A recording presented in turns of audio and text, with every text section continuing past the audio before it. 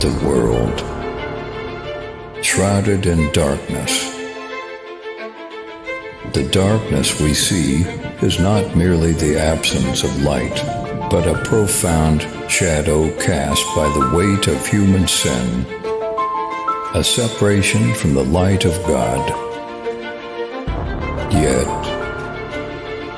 in the midst of this darkness, a Savior emerges, Jesus Christ, the light of life, stepping into our brokenness to bring salvation.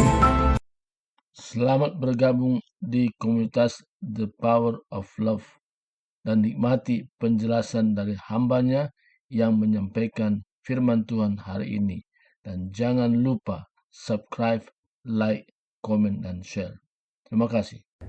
Shalom semuanya, salam sejahtera di dalam kasih Tuhan kita Yesus Kristus. Terima kasih atas kepercayaan kepada kami untuk melayani kebenaran firman Tuhan. Benarnya tadi saya dari sana tiba-tiba dapat dari pagi dapat WA dari sekolah bahwa hari ini Sela akan ada acara buat kelulusan. Wah, saya bilang, wah gimana ini? Saya mau melayani, baru dapat WA lagi dari kita juga ada pertemuan hamba Tuhan wilayah 12 hari ini.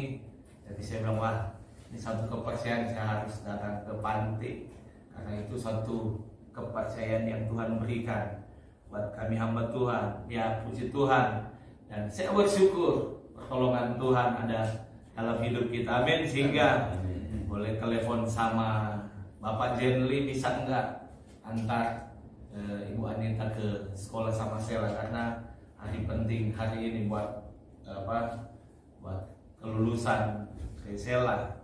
Saya berdoa, akhirnya Bapak Jenly oke, siap, saya bisa antar pakai motor saya dari sini. Nah, saya menjalan kaki dari sana. Itu urusan kita. Amin. Puji Tuhan. Sekali lagi terima kasih atas kepercayaan yang sudah diberikan kepada kami.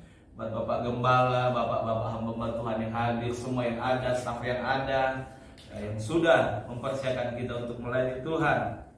Bersyukur juga. Saya juga sebenarnya saya yang dikuatkan karena saya masih, artinya masih boleh dikata masih berduka ya, karena kakak saya yang minggu kemarin dipanggil Tuhan. Tapi saya percaya juga ini berkat Tuhan ya, menghibur diri, menghibur kita semua yang ada lewat kebenaran firman Tuhan, amin. Puji Tuhan. Kita langsung melihat firman Tuhan yang saya ambil di dalam 2 Timotius pasal 4 ayat mulai dari ayat 6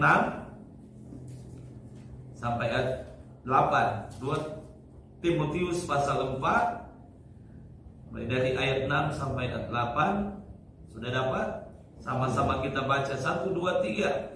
Mengenai diriku, darahku sudah mulai dicurahkan sebagai persembahan, dan saat kematianku sudah dekat. Aku telah mengakhiri pertandingan yang baik. Aku telah mencapai garis akhir, dan aku telah memelihara iman. Sekarang telah tersedia bagiku mahkota kebenaran yang akan dikaruniakan kepadaku oleh Tuhan, Hakim yang adil pada harinya. Tetapi bukan hanya kepadaku, melainkan juga kepada semua orang yang merindukan kedatangannya. Amin. Bukan katanya hanya kepada Rasul Paulus, tetapi dia katakan semua orang yang merindukan kedatangannya. Amin. Saya percaya kita merindukan kedatangan Tuhan selalu ada dalam hidup kita. Amin. Pun mungkin kita hari-hari ini mungkin lagi antri untuk masuk di mana Tuhan sudah persiapkan kita, umat Tuhan, orang percaya. Sebagaimana kita tahu bersama Rasul Paulus yang katakan, aku telah mengakhiri pertandingan yang baik, aku telah mencapai garis akhir, dan aku telah memelihara iman. Rasul Paulus mengungkapkan firman Tuhan pagi ini di mana dia tahu Dia yakin ketika dia sudah menyelesaikan tugas, mandat yang Tuhan sudah berikan buat dia sebagai seorang rasul Paulus, kita tahu bersama dia banyak mengalami banyak masalah pergumulan. Firman Tuhan katakan dia masuk keluar penjara karena apa? Bukan karena membunuh, bukan karena mencuri, bukan karena melakukan kejahatan, tapi dia melakukan firman Tuhan karena dia melakukan firman Tuhan, sehingga banyak orang mungkin yang tidak senang, tidak mau, tapi kita percaya yakin karena kebenaran firman Tuhan, sehingga ada mujizat Tuhan terjadi. Amin. Saya percaya juga kita melayani di daerah di mana Tuhan percayakan. Firman Tuhan katakan kita harus menderita. Amin. Menderita, mengikut Tuhan memang harus menderita, pikul salib.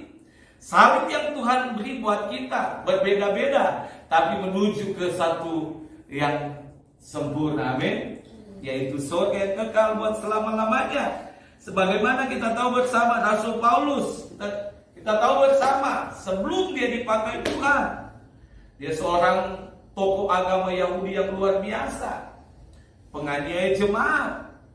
Bahkan waktu terjadi pembunuhan yaitu Stefanus, dia ada di sana.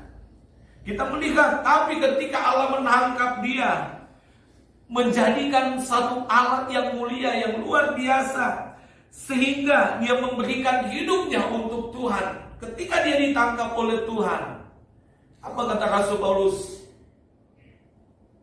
Waktu ketika dia mengalami buta, Rasul Paulus berkata, siapakah engkau? Kata Yesus, akulah Yesus yang kau aniaya itu. Yesus mengejar dia. Dia mau supaya Rasul Paulus benar-benar memberikan hidupnya untuk Tuhan, untuk hormat dan kemuliaan Tuhan. Amin. Sehingga ketika dia memberikan hidupnya untuk Tuhan, benar-benar dia mengalami satu terobosan yang luar biasa, satu terobosan yang dahsyat lewat apa? Pemakaian Tuhan yang luar biasa. Kalau kita tahu bersama, ada Paulus seorang rasul yang luar biasa, menulis sekitar 14 surat yang dia catat di dalam Alkitab ini, mulai dari Roma sampai ke Ibrani. Salah satu mungkin Alkitab mencatat. Kalau ketika saya belajar Rasul Paulus ini, ternyata dia seorang yang luar biasa yang dipakai Tuhan. 14 kitab, tokoh yang dapat dijadikan teladan, dipakai Tuhan, luar biasa, dihormati banyak orang. Kenapa? Karena pelayanan, karena dia benar-benar memberikan hidupnya sehingga dia dipakai oleh Tuhan, sungguh luar biasa.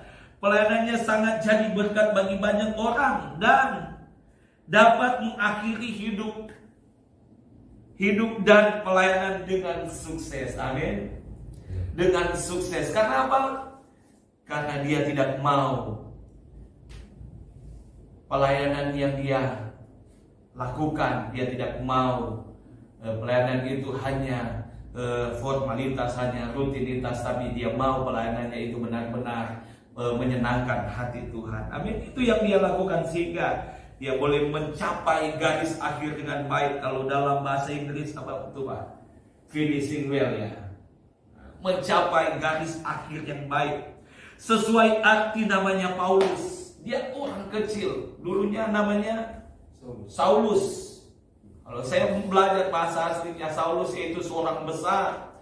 Seorang yang besar, yang benar-benar dihormati di zaman sebelum dia benar-benar memberikan hidupnya, sombong dan semua ada dalam hidupnya karena orang yang pintar di zaman itu. Tapi ketika dia memberikan hidupnya untuk Tuhan, diganti, dirubah hidupnya menjadi Paulus, menjadi orang yang kecil, orang yang rendah hati. Banyak di saat ini orang-orang yang ada di luar sana baru diangkat sedikit mulai sombong, mulai menganggap dia hebat, menganggap dia paling hebat di dunia. Tapi justru firman Tuhan katakan justru orang bodoh Tuhan pakai untuk mengalahkan, kata firman Tuhan, orang pintar. Kalau kita lihat di dalam 1 Korintus 1 ayat 27 dan 29. Apa kata firman Tuhan? Tetapi yang bodoh bagi dunia dipilih Allah untuk apa? Memalukan orang yang berhikmat. Dan apa yang lemah bagi dunia dipilih Allah untuk memalukan apa yang kuat. Dan apa yang tidak terpandang dan yang hina bagi dunia dipilih Allah. Bahkan apa yang tidak berarti dipilih Allah. Untuk apa? Meniadakan yang berarti, supaya jangan ada seorang manusia pun yang memegahkan diri di hadapan Allah. Amin. Ini firman Tuhan. Jangan kita menyombongkan diri. Kita hanya Allah Tuhan. Amin. Kita hanya dipercayakan Tuhan. Banyak orang ketika sudah baru diangkat, mulai sombong, mulai kayak dia lebih hebat dari orang-orang yang ada di sekitarnya. Justru Tuhan tidak mau. Amin. Tuhan tidak mau. Tuhan mau supaya jangan ada seorang manusia pun yang memegahkan diri di hadapan Allah, tapi harus merendahkan diri. Harus merendahkan diri. Yang bodoh, kata firman Tuhan, yang bodoh, yang lemah, tak berarti dipilih Allah untuk apa? Menjadi paling berarti, mengalahkan yang sombong, merasa hebat bagi dunia. Tuhan pakai orang yang, artinya orang yang mungkin merasa terhina, tapi Tuhan pakai luar biasa. Yang saya lihat di sini tips yang dilakukan Paulus untuk apa? Untuk mencapai garis akhir yang baik. Dia katakan, aku melupakan, aku belum memperolehnya, belum sempurna. Artinya Rasul Paulus, dia mengakui bahwa dia tidak hebat, dia tidak punya apa-apa. Aku belum memperolehnya. Padahal dia sudah memperoleh semuanya. Dia sudah mencapai garis akhir dengan baik. Dia sudah melakukan. Tapi yang pertama yang saya lihat di sini, Rasul Paulus, dia punya roh yang mau belajar dan diajar. Amin. Dia tidak mau dia tidak mau menyombongkan diri. Tips yang dilakukan Paulus yang pertama yang saya lihat di sini, dia mau merendahkan diri. Dia punya roh yang mau belajar dan diajar, ditegur, bersedia menyatakan kegagalan, kekurangan diri sendiri. Itu yang Rasul Paulus yang dia lakukan. Yang di Filipi 3 ayat 12 dia katakan, bukan seolah-olah aku telah memperoleh hal ini atau telah sempurna, melainkan aku mengejarnya kalau aku dapat juga menangkapnya, karena aku pun telah ditangkap oleh Kristus Yesus. Amin. Ini yang dilakukan Rasul Paulus. Dia katakan, bukan seolah-olah aku telah memperoleh hal itu atau telah sempurna, melainkan aku mengejarnya. Dia tahu diri. Dia tidak mau menyombongkan diri karena dia tahu hidupnya itu hanya untuk Tuhan. Amin. Untuk memuliakan nama Tuhan. Dalam Filipi 1 ayat 20 dan 21 firman Tuhan bilang, coba kita lihat Filipi 1 ayat 21. Apa kata firman Tuhan? Filipi 1. Apa kata firman Tuhan? Amin. Dia katakan di sana, karena bagiku hidup adalah Kristus dan mati adalah keuntungan. Ayat 22. Tetapi jika aku harus hidup di dunia ini, itu berarti bagiku bekerja untuk apa? Memberi buah. Jadi mana yang harus kupilih? Aku tidak tahu. Ini yang Rasul Paulus lakukan. Dia tidak mau menyombongkan diri karena dia tahu dia aja ditangkap oleh Tuhan. Dia aja hanya hidup oleh karena kasih karunia Tuhan. Amin. Hidup oleh kemurahan Tuhan. Itu yang Rasul Paulus lakukan. Dia katakan, tetapi karena bagiku hidup adalah Kristus dan mati adalah keuntungan. Amin. Hanya orang yang mau melakukan, yang sadar, yang dia tahu diri, dia harus melakukan apa yang dia harus lakukan, melakukan kebenaran firman Tuhan. Saya percaya juga sebagai umat Tuhan, sebagai hamba Tuhan, di dalam melayani Tuhan. Memang kita masih di dunia ini, masih melayani Tuhan, masih proses, amin. Masih banyak tantangan. Kita di daerah juga melayani Tuhan, banyak tantangan. Orang-orang yang di sekitar kita tidak mau melihat kita makin diberkati Tuhan. Tantangan-tantangan yang kita hadapi di sekeliling kita. Tapi ingat, firman Tuhan bilang, Rasul Paulus satu contoh buat kita, amin. Contoh yang dia lakukan yaitu, aku belum memperolehnya, belum sempurna. Dia sadar dia belum sempurna. Dia sadar dia masih perlu dinasihati, dia masih perlu diajar, dia masih perlu ditegur, bersedia untuk menyatakan kegagalan. Dia mau firman Tuhan yang akan terus memimpin dia. Dia mau menyatakan ada orang yang menasihati dia, menegur dia sebagai hamba Tuhan. Amin. Kadang ketika kita sudah jadi hamba Tuhan, tidak mau ditegur, tidak mau dinasihati. Saya benar-benar rindu terus dinasihati oleh hamba-hamba Tuhan yang senior, bahkan masih muda, supaya itu menjadi bahan buat saya untuk terus maju dalam melayani Tuhan, dalam melayani pekerjaan Tuhan yang Rasul Paulus lakukan. Saya mau mengikuti apa yang sudah Rasul Paulus lakukan, sehingga dia bisa mencapai garis akhir dengan baik. Amin. Yang kedua yang saya lihat di sana, Rasul Paulus bisa mencapai garis akhir dengan baik. Yang kedua, yaitu di dalam ayat 13, dalam Filipi 3 ayat 13, dia katakan di sana, saudara-saudara, aku sendiri tidak menganggap bahwa aku telah menangkapnya, tetapi ini yang kulakukan. Aku melupakan apa yang telah di belakangku dan mengarahkan diri kepada apa yang di hadapanku. Amin. Rasul Paulus dia lakukan, aku melupakan apa yang telah di belakangku. Ini sikap rendah hati, melupakan apa yang ada di belakangnya, dan fokusnya, targetnya, sasarannya itu surga. Amin. Surga. Di dunia ini kita hanya alat Tuhan. Amin. Jiwa-jiwa yang Tuhan percayakan itu hanya kepercayaan Tuhan. Jangan kita menyombongkan diri. Amin. Jangan kita menganggap wah itu sudah punya kita. Itu punya. Ketika ada jemaat ini pindah ke gereja lain, wah kok begitu mulai datangi ini pendeta ini, terus tinggal terjadi di pelayanan. Waduh, saya bilang wah, Tuhan punya jiwa, Tuhan punya jemaat. Kadang gembala-gembala berantem, wah, bahaya itu ya pendeta-pendeta lah. Kadang itu yang saya lihat, wah, saya bilang silakan. Kadang di pelayanan kami ada beberapa gembala tiba-tiba pendeta udah masuk di pelayanan kami bikin ibadah.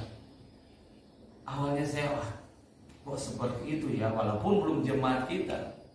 Tapi ya saya bilang ya, saya itu tinggal kesadaran dari Bapak Pendeta ini. Walaupun memang ada jemaat yang kami sudah layani, tapi tiba-tiba mungkin karena dia pingin tambahan meni-meni itu ya, saya bilang saya bukan mengejar itu. Saya mengejar bagaimana supaya nama saya tercatat di surga. Yang saya lakukan. Sehingga ada gembala datang, kok kamu biarin, silakan.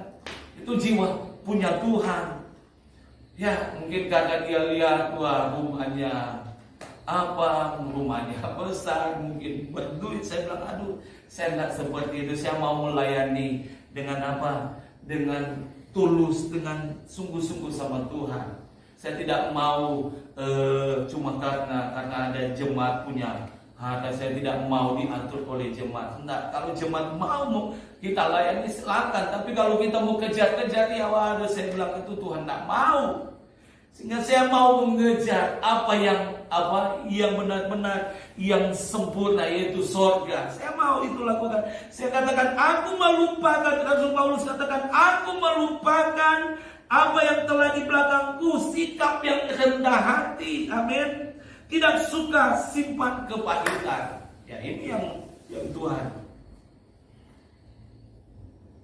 ingin kita lakukan. Jangan simpan kepahitan. Amin. Ketika ada orang lain masuk, ada orang yang panasin, mulai simpan akar pahit. Wah, kalau saya ketemu saja, Pak. Itu manusia yang belum bertobat, Pak, ya. Manusia belum bertobat. Kalau saya ketemu, saya hajar dia. Itu manusia belum bertobat. Yang Tuhan mau, kita harus melupakan apa yang ada di belakang kita. Melupakan segala apa yang ada dalam hidupnya. Rasul Paulus dia melupakan dulu. Dia sebagai seorang penganiaya jemaat, dia lupakan semua itu. Dan dia mau berfokus kepada tujuan hidupnya untuk mencapai garis akhir. Bagaimana dia mencapai garis akhir dengan baik? Dia harus benar-benar melupakan apa yang ada di belakangnya. Dia tidak mau mengingat bahwa dia dulu orang hebat, orang kaya, orang yang berduit. Dia lupa semua itu karena dia tahu sekarang dia sudah ada di dalam Kristus. Mau dia nggak punya apa-apa, mau dia punya apa-apa, dia hanya serahkan dalam tangan Tuhan. Seperti kami dulu, kalau mau mengingat ketika kami merintis dari awal, wah sungguh luar biasa melayani Tuhan dari nol. Dari nggak punya apa-apa, kami harus beriman ngontrak di satu tempat ini supaya bisa membuka ladang baru. Ini masuk di perumahan, pas baru masuk tiba-tiba ada orang teman, oh ini kalau kamu masuk di sini, oh garis keras, oh ini. Saya bilang kalau Tuhan yang bawa, kalau saya ada damai sejahtera di sana, saya tetap mau melayani Tuhan di sana. Pas kami masuk di sana, tiba-tiba kami lihat, waktu saya awal di depan mulai nyanyi-nyanyi siang-siang, tiba-tiba ada anak-anak mulai datang. Oh, nyanyi. Oh, mulai di sana kami buka sekolah minggu, terbuka pelayanan. Hanya mengandalkan doa dan doa, mengandalkan firman. Kalau kami mau mengingat masa lalu, wah itu justru jadi berdosa. Tapi kami mau mengingat masa yang akan datang, masa depan yang penuh pengharapan yang luar biasa. Karena ketika kami sudah memberikan hidup untuk melayani Tuhan, kami benar-benar berikan, mau tantangan, mau banyak pergumulan, kami mau melayani Tuhan karena kami tahu kami harus mencapai garis akhir dengan baik, yaitu melupakan segala apa yang ada di belakang dan berfokus kepada tujuan hidup kita. Amin. Melupakan hidup, punya sikap yang rendah hati, tidak suka simpan akar pahit. Kalau kita simpan akar pahit, simpan dendam, justru berkat itu akan terhalang. Berkat itu akan terhalang kalau kita menyimpan dendam, menyimpan akar pahit. Saya juga bilang sama jemaat yang Tuhan percayakan, jangan ada jemaat Tuhan yang suka mendendam. Sesuai jemaat kita, jemaat Philadelphia, harus ada kasih persaudaraan. Kalau ada masalah harus selesaikan bersama-sama. Jangan menyimpan dendam, menyimpan akar pahit. Itu yang menghalangi berkat Tuhan, itu yang menghalangi mujizat Tuhan terjadi. Karena firman Tuhan bilang dalam Yesaya 59 ayat 2 di sana, yang menjadi pemisah kita dengan Tuhan itu dosa dan kejahatan. Amin. Sehingga ketika kita berdoa, ada penghalang, ada tembok penghalang, sehingga doa kita tidak naik, justru hanya nyangkut di plafon, hanya nyangkut di pohon, mungkin di pohon tomat atau di pohon mana. Nyangkut kenapa? Karena ada penghalang, ada dosa, ada akar pahit yang belum kita patahkan, yang belum kita lepaskan. Untuk itu Tuhan mau supaya kalau kita mau melihat mujizat Tuhan, melihat pertolongan Tuhan, Tuhan bilang lupakan, amin, dan berjalanlah sesuai kehendak dan rencana Tuhan. Itu yang Tuhan mau. sebagai orang percaya untuk mencapai garis akhir dengan baik. Ini yang Rasul Paulus katakan. Dia katakan darahnya sudah tercurah dan dia tahu dia sudah mencapai garis akhir dengan baik, dan dikatakan sekarang mahkota sudah tersedia dalam hidupnya. Amin. Yang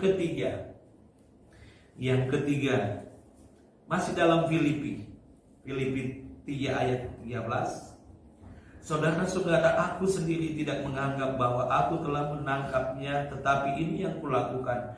Aku melupakan apa yang telah di belakangku dan mengarahkan diri kepada apa yang di hadapanku. Amin. Yang ketiga yaitu dia mencapai garis akhir yang baik. Dia punya sasaran. Amin.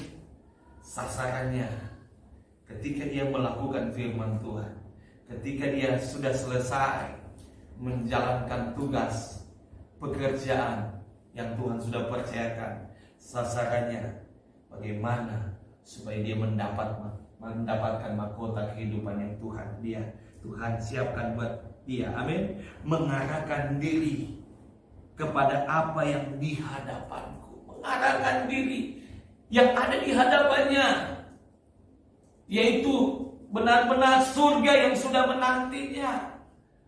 Sehingga dia katakan kalau di dalam 1 Korintus 9 ayat 25 dan 27 sampai 27. Tiap-tiap orang turut mengambil bagian dalam pertandingan sesuai pertandingan, menguasai dirinya dalam segala hal. Mereka berbuat demikian untuk memperoleh suatu mahkota yang fana, tetapi kita untuk memperoleh suatu mahkota yang abadi.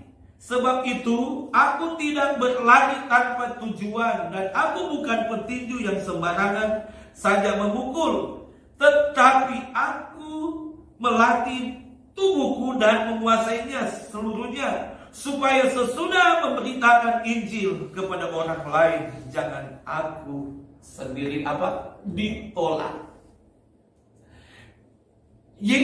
Ini Paulus tahu apa yang dia harus lakukan. Jangan sampai dia katakan, jangan sampai dia ditolak oleh Tuhan karena gagal, tidak berhasil.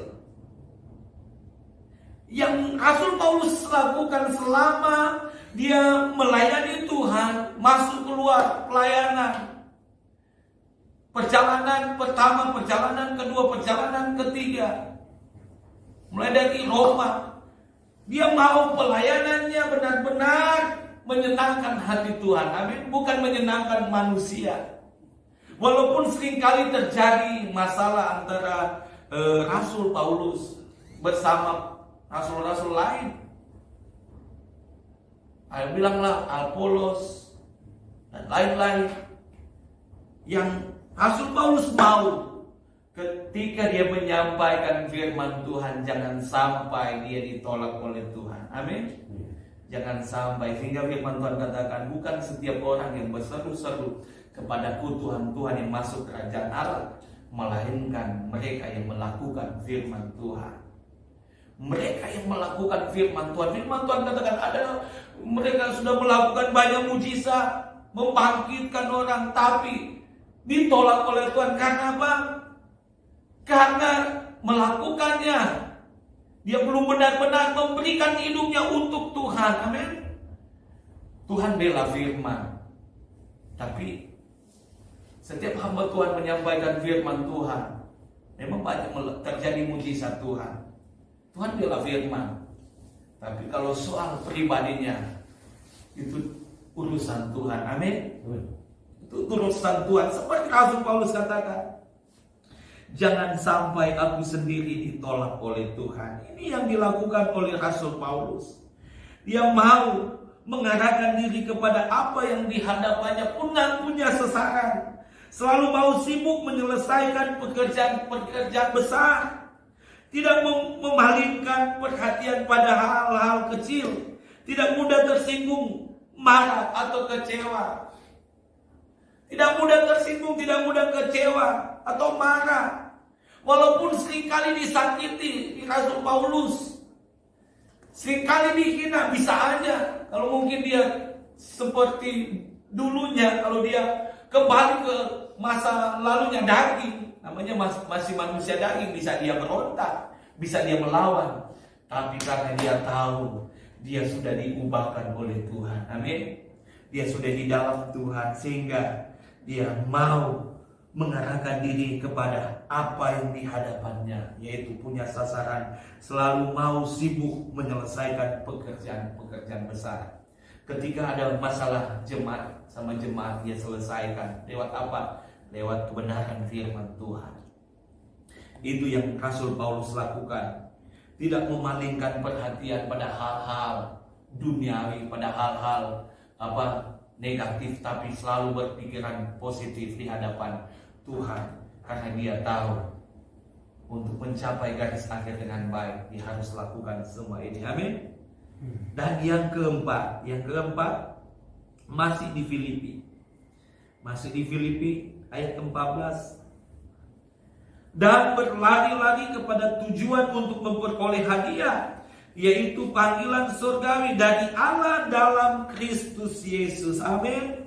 Dia berlari-lari, yang keempat yang Rasul Paulus lakukan untuk mencapai garis akhir dengan baik.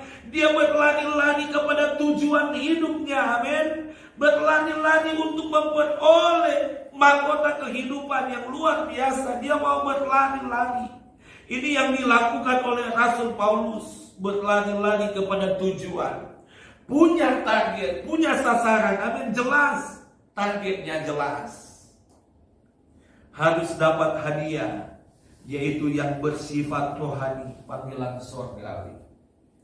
Kalau seorang olahragawan, pelari, untuk mencapai hadiah yang fana, dia harus benar-benar mempersiapkan, benar-benar supaya tubuhnya bisa fit, bisa kuat, bisa benar-benar dia harus lakukan, mungkin minuman yang berstamina, yang benar-benar untuk membuat dia kuat untuk berlari berkilo-kilo untuk mencapai mahkota yang fana itu. Kita juga sebagai orang percaya, sebagai hamba Tuhan, kita untuk mencapai garis akhir dengan baik, mari kita mau berlari-lari, terus merenungkan firman Tuhan, amin. Supaya firman Tuhan katakan, supaya kita tidak ditolak oleh Tuhan, memegang terus firman Tuhan, amin. Jangan sampai lari dari kebenaran firman Tuhan, terus berpegang teguh, supaya mahkota yang Tuhan sudah siapkan buat kita akan raih bersama-sama, amin. Dan berlari-lari kepada tujuan, punya target jelas, target kita jelas. Kalau kita melayani Tuhan, melayani dengan sungguh-sungguh, saya percaya, yakin kita akan bersama dengan Tuhan di surga, amin. Bersama dengan Tuhan di surga. Karena apa?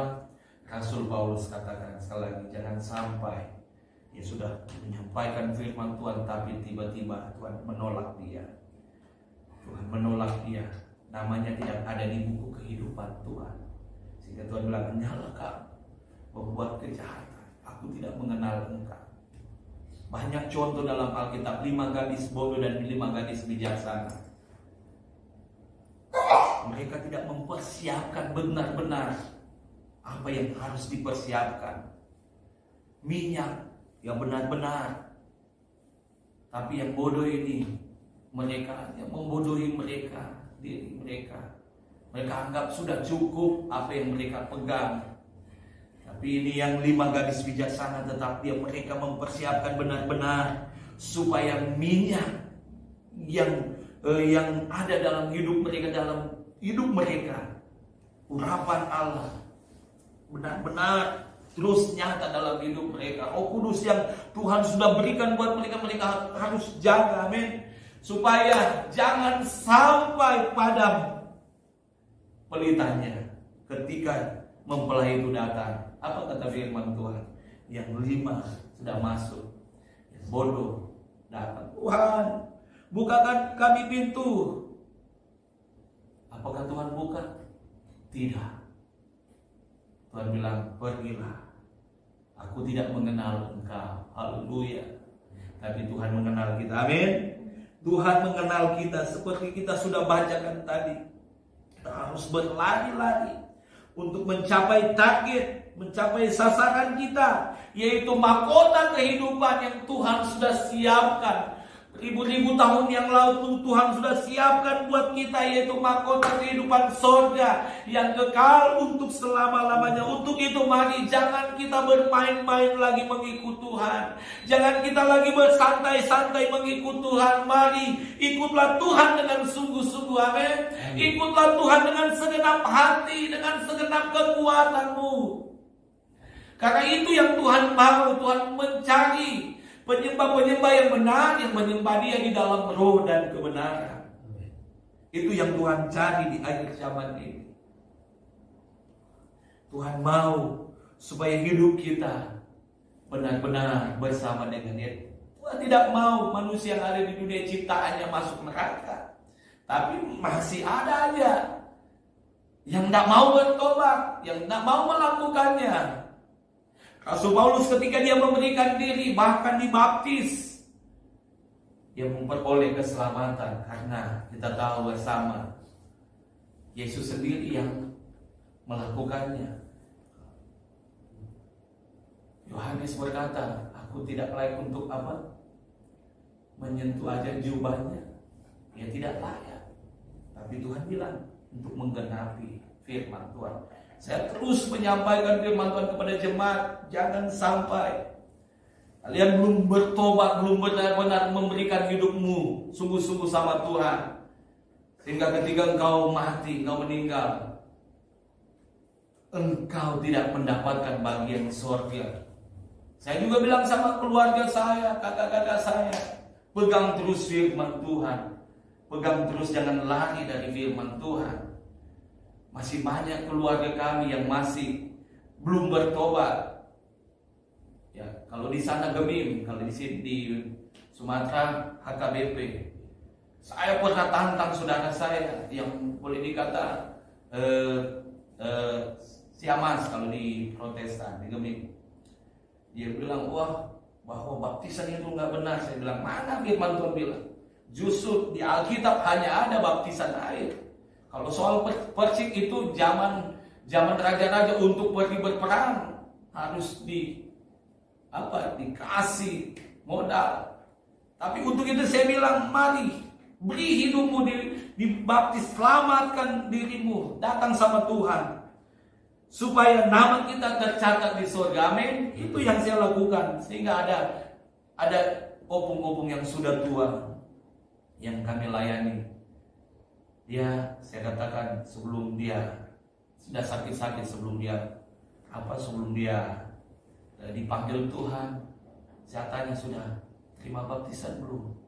Kata anaknya, belum om, harus, karena itu jalan satu-satunya keselamatan. Firman Tuhan bilang, karena firman Tuhan bilang dalam Markus 16 ayat 16, siapa yang percaya bertobat dibaptis dia selamat. Amin. Siapa yang tidak percaya dia tidak selamat. Itu yang kami lakukan selama melayani Tuhan. Ini yang Rasul Paulus lakukan. Dan berlari-lari kepada tujuan. Punya target jelas, harus dapat hadiah. Amin. Harus dapat hadiah, yaitu bersifat rohani. Panggilan surgawi. Saya percaya kita sementara antri panggilan surgawi. Amin. Kita harus siap. Kapanpun kita harus siap. Amin. Yang kelima atau yang terakhir. Yang terakhir, pantang menyerah. Semangat. Amin. Pantang menyerah. Mau ada masalah, mau ada pergumulan, tetap kuat di dalam Tuhan. Amin. Ini yang Rasul Paulus lakukan di dalam Roma 12 ayat 11. Janganlah hendaknya kerajinanmu kendor, biarlah rohmu menyala-nyala, dan layanilah Tuhan. Amin. Jangan menyerah. Amin. Biarlah rohmu menyala-nyala dan layanilah Tuhan. Apa yang Tuhan sudah percayakan buat kita, baik kita sebagai hamba Tuhan, baik kita sebagai penginjil, baik kita sebagai pengusaha, pelayanan yang ada, baik kita sebagai pembina panti asuhan di tempat ini, lakukan bagian untuk Tuhan. Amin. Semangat. Itu yang Tuhan mau, semangat. Punya roh yang semangat. Dia katakan, janganlah hendaknya kerajinanmu kendor. Biarlah rohmu semakin menyala-nyala dan terus layani Tuhan. Layani Tuhan. Ini yang Rasul Paulus, semakin dia ditegar, semakin rohnya menyala-nyala untuk melayani Tuhan. Amin. Semakin rohnya menyala-nyala melayani Tuhan. Itu yang dilakukan oleh Rasul Paulus, pantang menyerah. Semangat. Melayani Tuhan harus semangat. Bekerja harus semangat. Dimanapun kita bekerja. Ketika kita lakukan untuk Tuhan, saya firman Tuhan bilang, upahmu besar di surga. Amin. Orang-orang yang sungguh-sungguh melayani Tuhan, upahnya besar di surga. Itu janji Tuhan buat kita. Kita di dunia ini diberkati Tuhan, bahkan di surga yang mulia ada mahkota kehidupan yang Tuhan berikan buat kita. Sebagai orang percaya, Tuhan bilang, Rasul Paulus berkata, aku melupakan segala apa yang ada di belakangmu dan berlari-lari untuk mencapai sasaran. Untuk terus semangat melayani Tuhan, untuk terus semangat berkarya di dalam Tuhan. Kepercayaan selama kita masih muda, selama kita masih kuat, mari layani Tuhan terus. Amin. Semangat terus untuk melayani Tuhan.